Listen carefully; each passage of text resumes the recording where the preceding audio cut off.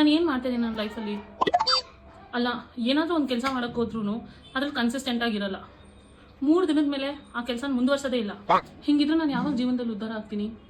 ನಾನು ಕಂಡಿರೋ ದೊಡ್ಡ ದೊಡ್ಡ ಕನಸು ಎಲ್ಲ ಏನು? Consistency Bindu, dedication and consistency is the key. ಇವಾಗಲಿಂದನೇ ಟೈಮ್ ಟೇಬಲ್ ರೆಡಿ ಮಾಡ್ಕೊಳ್ಳೋಣ. ನಾಳೆಯಿಂದ ಎಲ್ಲ ಪರ್ಫೆಕ್ಟಾಗಿ ಮಾಡಬೇಕು. ನಾಳೆಯಿಂದ ಯಾಕೆ, ಇವತ್ತಿಂದನೇ ಎಲ್ಲ ಪರ್ಫೆಕ್ಟಾಗಿ ಮಾಡಬೇಕು. 5 AM. The next day.